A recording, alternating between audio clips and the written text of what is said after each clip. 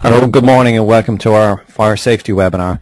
My name is Brendan Hanratty and I work as a consultant with Peninsula Business Services, and we're going to talk this morning briefly about fire safety, as it is something that is of particular interest to all businesses and all organisations, and indeed people in the home. So I hope you'll find it informative, and if you wish to ask any questions, then please use the questions tab, and I will try to answer the questions as we go along. If not, we will come back to you at a later stage with more detail. Now you have to bear with me because there we go. So we are trying to find some broad information here to give you some guidance on how you can safeguard your business and indeed probably your livelihoods and the well-being of your staff from the danger of fire. As it says on the slide there, we have to keep the content quite broad, but if you do need to have a specific issue, we'd be quite happy to talk to you outside of the webinar, and please contact us for more information. So as I said, I work as a consultant where we visit many clients from wide and varied industries, and one of the common factors we would see in all industry would be that fire is a danger and fire is a hazard and something that needs to be controlled.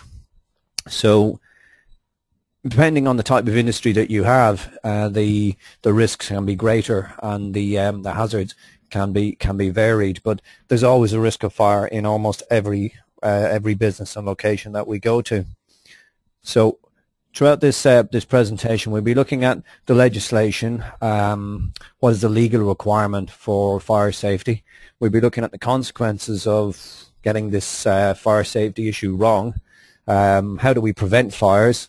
Look at some of the things we have to have in place to comply and to reduce the risk in the business, and some of the hazards that would exist and usual methods to control them.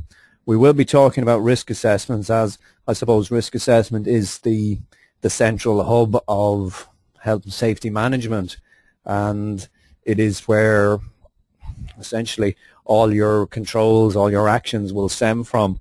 So I'm sure many of you will be quite familiar with doing risk assessments, but some others of you may not do it on a regular basis. So we will look at risk assessments a little bit and just see how does this apply and what do we have to look out for, and we'll talk in general terms about work practices and some guidance.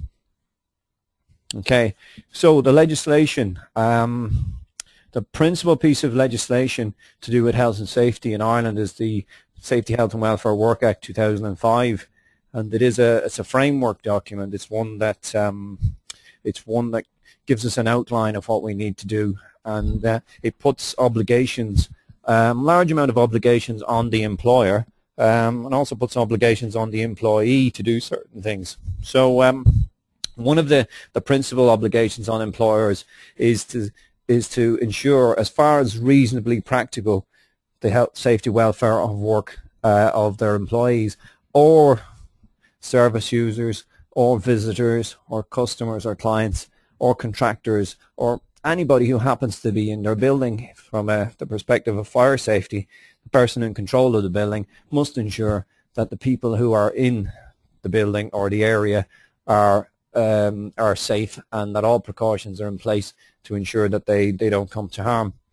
So it's quite a large act, 2005 Act, and some sections of it would deal particularly with fire. Section 11 deals with evacuation plans and fire detection. Section 12 would talk about the safety of others apart from employees. 19 is to do with risk assessment, not just for fire safety, but in a general sense, and the obligation to have a current safety statement in the business. And also remember that your risk assessment should be reviewed every 12 months, and that you should change the risk assessments if anything significant changes in your business, or perhaps on the back of an accident, or if you've had a fire drill and things didn't work quite the way they should have, then you should look at redraft